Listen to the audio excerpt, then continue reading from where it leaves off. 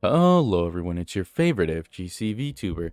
So, as you guys see by the title, what today I want to talk about is about the new game Foreverwinter. I mentioned it on the Vibecast before. It's a really innovative game. Like, the whole premise is that you're in a world, very, I would say definitely, it's Killzone with, I forgot what other one. By the way, it's made by some of the same developers that made Killzone. And post-apocalyptic with giant mechs, robots, war going on. But the difference is you're not the cool dudes. You're the random bitches in the background trying to survive. So this is an extraction shooter in a sense, but you're playing as the bitch, the scavs, as you would. I'm gonna have some gameplay up here by this channel. Go feel free to check them out, and there's a reason I'm posting them specifically. But one of the main things I feel is that everyone's talking about, and it's a super cool game. This has its issues, right? Open beta, and then there's gameplay stuff. But most of us won't be able to experience it because I know we've already said it's a bad trend, but to see this in an indie game is kind of crazy. But I feel there is some justification, and as someone who's actually using Unreal Engine, I can explain the reason why. So the main issue I'm personally talking about is the fact that this game doesn't run well, but it only doesn't run well on old cards. I know there's still optimization things. Like I said, good example. Like this video says, oh, okay, Foreverwinter is an optimized mess. Do not buy if you have lower spec hardware. Actually, yeah, I know it kind of covers it. Now, the thing about optimization is always it's optimizing, right? And what we mean by that is like everything runs on a set of code, and right, zeros and ones to be, if we were to put it in layman's terms, right?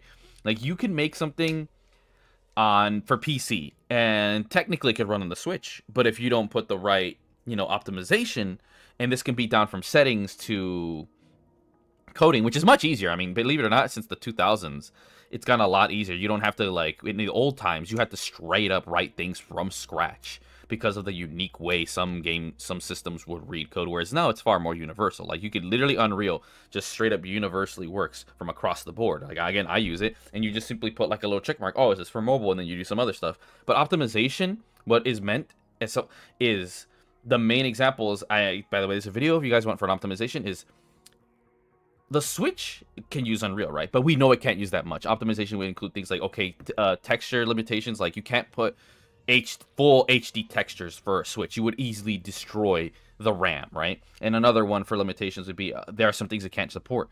Like, the Switch deadass can't really support ray tracing. I mean, I think some games may or may not be able to run ray tracing. But the whole point being is you can't, use ray tracing like you want a PC. Same thing, consoles, even though they technically support ray tracing, it doesn't support it to the same capacity as a PC. And that's the number one issue I personally seen is why I always turn off or put global illumination to low. In layman's terms, is global illumination, I put this on the same lumen, global illumination, and ray tracing. They're basically kind of like the same thing, even though global illumination is the worst version. But at the end of the day, I said it before that these are easy/lazy crutches to not have to do baked-in lighting, which we've been doing for years. Which is crazy to me because these guys are industry veterans and they've been doing it. But seeing their world, I could see why baked-in lighting would actually be a pain in the fucking ass. And that's why I was like, okay, you kind of have a pass. But the other reason why, too, is the fact that the fact that this actually runs on a GTX 1070, of all things, and doesn't crash until I super overclocked it, in which case it's not the game's fault, is a testament. Because Unreal Tournament Mortal Kombat, that shit just straight up crashes and doesn't want to work. Like, that's actually unoptimized. I can say that because even for some of the hardware it was meant for, it has problems. Like, the loading is just way too fucking long. The FPS would dip crazy. Like, that's an unoptimized mess, right? Like, I want to use the word fairly. I think people don't understand what optimization really is. The thing is, the crutch that you guys are seeing from the conversation is it's not optimized for anything that's not an RTX series. It is 100% leveraging those chips, and I think it's the only one that I can actually make the excuse. Like, you guys are seeing in the background, like, it looks absolutely gorgeous. I think there is still some, like I said, baked-in lighting. But with how massive the world is and how much shit they're doing, I can kind of see why. And I can't speak too much. I mean, personally, I didn't see that big of a difference. But I would rather they not have to do... And this is what I'm really getting at is this could be a bad trend we could see among indie developers. Especially because, like, with them, they don't have the budget. So they're going to want to go the easy route. But as we can see with this, and even, again, a lot of people complain I've seen in the dislikes, is that you're going to cut a lot of people off. Like, think about it. The Switch is actually one of the most best-selling consoles. If you have to rely on this, it's you're going to cut a lot of your market. So do know that when you're doing this, you're 100% cutting a lot of your market. It might make your job easier, for sure. but man, you are cutting a huge cut of your market. And this is nothing new. This is something developers have always had to struggle with, right? A good example goes back to like cartridges or even discs. There's only so much you can hold, or even RAM. Like cartridges, actually, like back in the day, one reason why they costed like 45 and maybe more is because cartridges could cost easily from like 20 to like something dollars. And if you put more, say, textures or want to take up more RAM, oh, that was baked into the cartridge. So people, they said, okay, we're just gonna lower this, because even they back then, they realized the reason they were like 45 not super cheap is they're like, we're gonna offset the cost to the consumer. Like, you know, and the thing is that, but also they cut their losses. Like if they wanted to, okay, we wanted a big profit margin, they could have charged like 60, 75, but they knew that shit wasn't gonna happen. And that's why you saw the prices even sometimes do reach those prices. That was because to compensate for the fact that cartridges took up at least half your revenue, not counting, you know, all the other shit, right? Then when this came, they were like, okay, we can put two discs because they can afford to do that stuff, right? And that's why they could. And if they didn't, say if a developer wanted to be like, okay, I don't want to do that much, what they could just do is, especially with our modern systems, you guys can see this. Modern Warfare is one of the best examples, is that with modern compression, you don't have to make this disc basis, because that's more of an issue now than it was back then. You could just easily buy two discs or whatever. Now the person doesn't have to worry, especially when installing wasn't a thing. But then the second installing became a thing, right? It wasn't that bad in the Blu-ray era, right? Because most games you could just choose either to install on PS3 or 360, like it was super rare. But once the PS4 era came, now all of a sudden, updates were more common and this and that, and they're like, oh, they have more memory. They literally thought, okay, now that they have more memory and it's more common, we're gonna offload the extra memory requirements. Like, we don't want loading times to be too long, and we don't want to waste extra what little CPU we have on decoding it. So we're gonna, you're always balancing as a developer, what are they gonna sacrifice, right? So like, oh, let's make their hard drive the sacrifice, right? So if you're wondering why game sizes are like that, it's because part of it is for loading. That's why the SSDs do help a lot, because now there is no real sacrifice. But yeah. So my whole thing I'm really trying to say is I get it, right? They balanced what the thing that they thought would be easier. Like, they said, okay, we're gonna make our job easier, but we're offloading performance. Like, it's a balance. It's a balance. Yeah, like this. The best way to put it is a developer can put in all their effort and have all this time. This is why, again, having long development times helps a lot. It means that the product in itself, I mean, it's going to cost a lot no matter what. Like, the more time, it's going to cost more. But in reality, in terms of performance, hard drive space, and graphical fidelity, you don't suffer any consequences.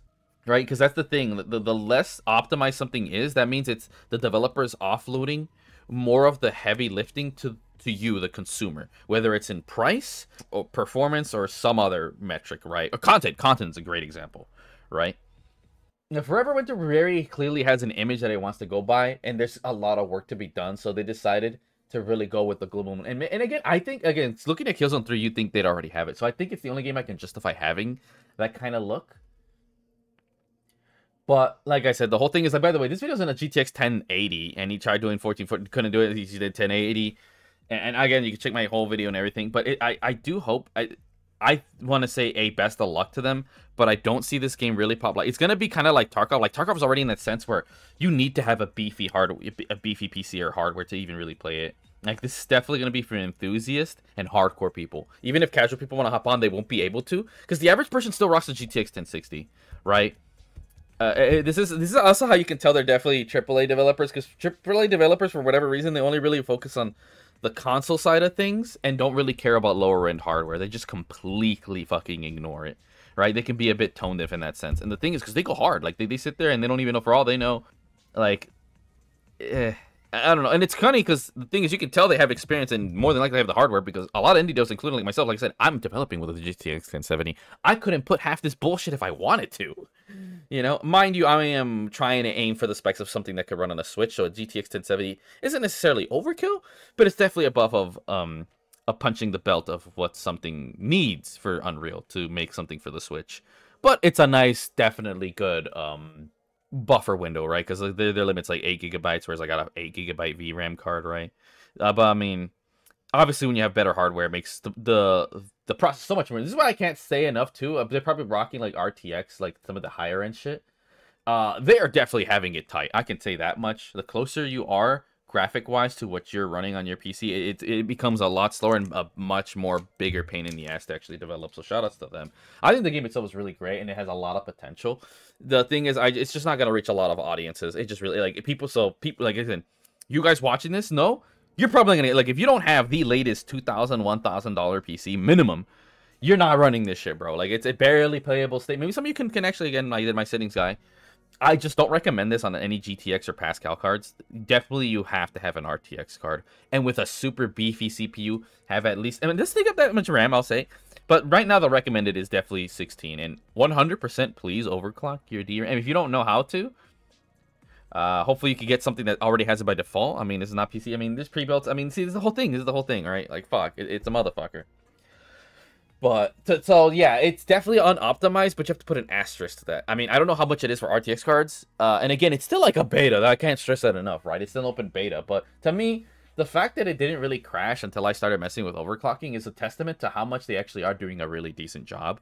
Because, like I said, with some other stuff, and even Mortal Kombat is something that I do try to play, it just straight up crashes and it takes forever to do anything. Now, mind you, the loading is a bit weird at first, even when I had it in an NVMe SSD. And you'll see the clip around here. Again, but that's like, okay, that's just betas. But, yeah, as an indie game, it's sad to see something looking this good just not be accessible to the average person. You know, that's just my biggest thing. Now, there is hope. I'll say is that this is going to be more like... I mean, right now, even Tarkov has its own issues. And people, for the most part, just... Like, Tarkov is always... Don't get me wrong. For as much as people talk about it, it's still basically a niche in kind of in its own realm. And it will be. Like I said, until RTX cards become like $100... That's my personal thoughts. We're not going to see people heavily adopt these cards. And to me, I call heavy adoption like when everyone, like when that becomes the standard. That's the new GTX 1060, right? And I would argue, well, like, I mean, I don't even know too much. I think they're too overpriced, and for how much you do get is marginal. And if you see it in some games, it's because they're more optimized for RT. And again, like I said before, just the global illumination is it makes a night and day difference. Like, you try to run ray tracing on Call of Duty Cold War on GTX, your FPS tanks just nasty. It's one of the reasons why most gamers don't like ray tracing. The performance cost is too high. And even on RTX cards, your performance is still crazy. You drop 20 to 50 FPS for a marginal difference in quality and lighting. You know, and if you really want to push it, you need one of the higher end cards. And even okay, it's nice, but you just easily you forget about it. And to me, ray tracing is like the 3D of the modern era. I'm not that big of a fan. It's more so a crutch for developers to not have to do as much lighting, and again, like I mentioned earlier, offset the cost to the consumer. And I'm not the biggest fan of that. Like, I'm sorry, like unless we get to the point where this hardware, like let's say until like the highest, let's say RTX 5 billion or some bullshit, is $100 MSRP, bullshit. And that's how it worked. We see this when when hard drives became more of a thing, with better CPUs, better GPUs. You started seeing, hey, now that basically, like a good example, like just even decoding was not an option because it would take too much, and even CPU, whereas now compression is common because it costs absolutely nothing for your PS3. Yeah, even your PS3, like, but your PS4 switch to just, oh, let me change some numbers, right? Like, you don't get that big of an FPS boost, right? That's why Call of Duty having 100 gigabytes and not compressing anything, yes, they are saving some CPU performance and maybe some load time, but it's marginal at best. Like, it honestly, 10 FPS at best, really. Like, back in the day, you had these kind of things that you literally had hardware specifically built for decoding, like, certain audio files and shit. Like, that's the shit you have to deal with the PS1. By PS2, it got a lot better, and by PS3, bro, we were at the cutting edge of just decoding stuff. Like, things were more standard. Like I mean, it started on PS2 or C++ and stuff, where it's like, PS3 era, that was basically common, right? Like, porting was nowhere near as a pain in the ass as it was in the PS. Like, PS1 era was getting better, but it was still there because of RAM limitations. And PS2, kind of the same thing, but PS3, oh, okay. So part of that was just, was more so about the CPU end of things, right? It wasn't so much about decoding and stuff, right? And then things became more common, right? MP3, WAV, you know, like code compression formats became more standard and people were more familiar with them. And now we had built in with some of these CPUs and even GPUs, motherboards, whatever, that can easily decode these. Like everybody, we have a standard for decoding. It's built into the hardware CPU, and then we had so much CPU headroom at this point. Like we never, like going from the PS2 to the PS3 CPU was massive. And mind you, already the PS1 was considered impressive, and it had, okay, here's our specific decoding format for DVDs. I mean CDs. You know, audio. Same with the N64, which is why the audio quality was much better on PS1. But by past the PS1, PS2, like everything had about the same audio quality from Dreamcast, Xbox. I'm not sure about GameCube, but definitely PS2. But by PS3, everything had about the same audio quality. You know, the only difference is, if some can use Dolby or not, right? And that this is all from support. But yeah, no, by PS4 standard, there was no excuse at all for sure to not have a standard, right? So at that point, it's okay, everything can get compressed, right? There is no sacrifice, right? And then mind you, that's compression in general. So if you do it, you're just 100%. It makes your job easier in a sense now because it's the opposite problem. But even then, it's not that much effort. It really isn't. And but whereas with global illumination, like ray tracing, this is why they're pushing it so hard. There is more of a difference. Like it takes hours to actually be able to bake in lighting and stuff. But the thing is, we've gotten better. And my whole thing is going back. What I said earlier is like a lot of developers have gotten really good. Like to me, I say this for a crutch for people who aren't industry veterans. And the fact that they're using it might say something. And especially with their specific project. But again, they're indie, and this is gonna be unique. They're probably one of the few and only indie games, or a true good indie developer that I can see use this, and I can give a slight pass. I only say slight because it's like, man, you're really kind of cooking yourself. I just can't stress that enough, dude.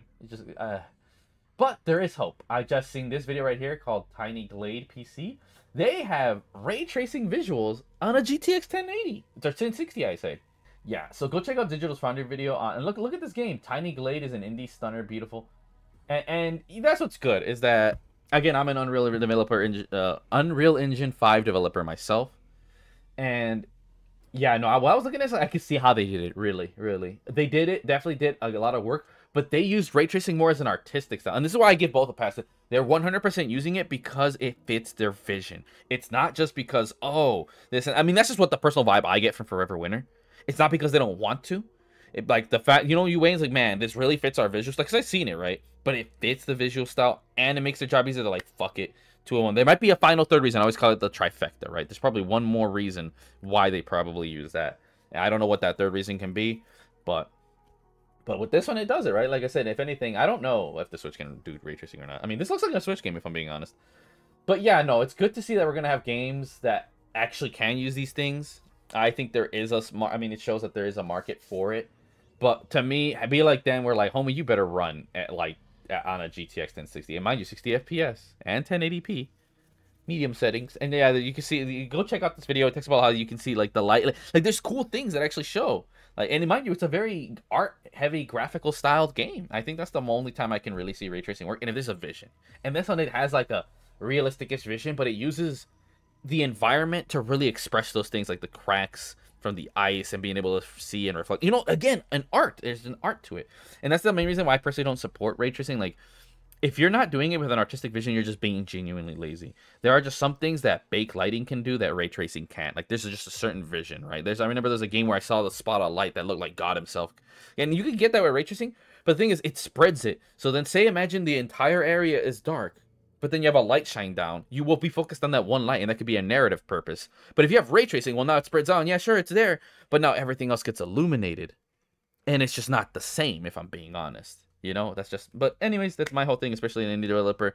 But as we see right now, people are getting hang of the hardware, but I just think it's kind of a bad sign to a certain degree, is that I hope other indie developers see this and please don't go that route. Like I said, until these cards become super common. Like, look, if I'm going to have it, then all right, cool. That's the point when, okay, cool. We can make ray tracing, but make it at this standard. Make it like this. And even with this, the Forever Winter, please make it an artistic choice. Please make it where you really, like, it just 100% fits your style so much more. Because I can see it. I can really see it for in certain cases. Like, in COD, it made fuck off all of a difference. Like, oh, okay, cool, whatever. But it didn't suit the style at all for COD, right? It's weird because it's realistic games that want to do it, but the problem with them is, homie, you're already pushing your shit so much that it doesn't make that much of a sense to use ray tracing, if I'm being really fucking honest here. I think GTA did an okay job of, like, making it own just the sun and stuff, but it's like, I don't know. To me, I think ray tracing is just such a fucking good, big gimmick. It's like the 3D of shit. And I think it has its time and place, but also don't just completely eliminate bake shadows. But with that being said, that's just what I wanted to talk about. the biggest issue. And I don't think a lot of people are. I mean, and some people are talking about optimization, but no one really knows what exactly it is. And especially someone who's developing in the same engine, I can actually explain. And the other thing is, it's some of it to a degree is not the fault of developers. The Unreal Engine and a lot of other, I've seen forums and stuff, and even if good video, they complain about this shit a lot. About some of the bloatedness and unoptimized. Like Unreal Engine by default, you open it, it actually has ray tracing on enabled by default. Like it's actually crazy. Yeah, even if you're not using it, it has things to do. It like basically it's like a checklist, right? And it just disabling it and on the items and in overall, I don't know how much FPS. I mean, me personally, I saw it actually just make things more stable, but it could be messing with stuff, right? Like imagine you're checking for something that isn't there. That's wasted resources, right? I don't know what it is once it's in the final product. I can't attest to that. The whole point being is that Unreal is pushing this, and I think they really shouldn't be. I really don't think they shouldn't be. So maybe for them, who knows? It could be something as simple as like, wait, you could turn it off. You know, fun fact, that's what the Arkham developers, you can't. Like, everybody knew that was bullshit. Like, you can't because there's games to do it. And the funny thing is, they're right and wrong. Like, the real thing is they didn't know how to. So they weren't lying. But the thing is, a lot of developers are too scared to mess with some of the settings and stuff, right? And I didn't care. As someone who's like, you know, a novice, well, novice turned some bullshit. I'm not intermediate quite there yet. I just messed with shit a lot. And then I was like, oh, wait, ray tracing's like a check mark. And then all this, that. Like, I fucked with shit. And then I the videos like, oh, okay, cool. You know, that's how it is. You kind of bumble around with anything, have fun, and then you really sit down. Okay, cool, let's get it right. Because now you got to feel. Now you know where your weaknesses, you're familiar with stuff. So now you're not just stumbling on, okay, you know where stuff is. You may not know what half the shit means to a degree, but now, okay, now I can watch it. It's easier to navigate and follow along with instructions. That's why I recommend bumbling around. Same with fighting games, because I teach fighting games. Right? Like I'm like, okay, here's some small things. This is what you do, character, and then I set them off free, let them get a feel for it, whatever. Then you can start the learning process. You got to let them kind of simmer down and everything. And yeah, a lot of people don't learn like that at all. I've been teaching for years. That's why it's been real easy for me to get into the development cycle, because I've mastered something that's arguably harder than making games, just being good at a fighting game competitively. Now, I'm not saying making games is easy. Fuck no, they're hard as shit. The main thing is, even someone said, like, they said, making games ain't hard. They're just really time consuming, and you let out patience and discipline. And I mean, maybe not that as much discipline as a fighting game. I'm gonna tell you, fighting games do require more discipline, but there is definitely quite a bit of different discipline. And there are times where it can be frustrating and hard, but past that, it's a lot of it is just a process. And there's just some things you're good at and some things you're not. But yeah, I mean, it's not like everyone knows game development is hard, right? But it's definitely a lot of mental work, right? Like the best way, that's why I said why fighting games like, hey, at least it doesn't fight back. I say that, but then there's times where like maybe it does feel like it fights back. So I'm not gonna deny that one. But regardless, that's a whole different conversation. That's just my thoughts so far on Forever Winter. I think the game itself is really fucking good. I think it's cool as fuck. I like the aesthetic. I like the gameplay. There's still things that, but I couldn't really fully experience these. But again, that's why, like, a lot of people, oh, what does it matter when I can't even run the goddamn thing? Like, dude, Tarkov runs better than this shit. Tarkov's a motherfucker. But these are the only two super high graphic games I really fuck with. Would have to be those two. The rest you can go fuck yourself. Like, you guys don't have the gameplay or visual style or direction like those two for me to justify trying to get an RTX card. Like, I mean, if I'm being honest, these are the only cards I'll sit here and be like, yeah, I'll get a 1080. Oh, yeah, I'll get an RTX card. Every other game, fuck no. Dude, none of you, like, a lot of those other games, I 100% you can... I mean, I could even say, arguably, too, with that game, they could do baked-in textures, right? But point withstanding, I think the game has, again, a lot of potential. Best of luck to the developers. I put it on mini, and I plan on buying it once the RTX cards become far more available. That's going to be a huge sum. I'll be honest, I really don't like these cards. I think the improvements is marginal, and only the fact that some games, like, again, like that one itself, because it uses ray tracing by default, and there's nothing you can do, or global illumination. I consider it the same shit, global illumination, ray tracing, and like, because it kind of is. Global illumination is just bitches ray tracing, but it's still quite demanding, and you still need a card that supports it. But yeah, that's my long-winded. I wouldn't say if it's a rant or whatever, but yeah, it just sucks. I think we're gonna see a lot of people not be able to get there. I'm gonna be honest. I'm gonna just buy, like how someone said to me when they couldn't get into fighting games. I'm gonna buy proxy, enjoy it through you. That's gonna be me. I'll just watch other, much like with Tarkov to a degree. I'll just watch other people play it, man. Cause I can barely fucking run this shit. It's gonna suck. It means it's not a lot of money. At the end of the day, there's not gonna be a lot of money for the developers. There's just no ifs, ands, or buts about it. Like I said, the average person runs a goddamn 1060, and the what guide I made was to help make your 1070 and 1080-ish experience slightly playable. Whereas it did some motherfucker if you got the lower end hardware. But yeah, with that being said, hopefully you guys enjoyed the video. Kind of ranted, winded off, whatever. But it's something that I really wanted to talk about. I think it's the biggest issue. But yeah, I'm gonna talk about it more in the Vibecast. Feel free to like, subscribe, and all that bullshit, whatever, man. I've been talking a lot about this game. Like I said, I spent 2 hours. I returned it, made a whole goddamn semi-optimization guide. But yeah, with that being said, I will catch you guys on the next one.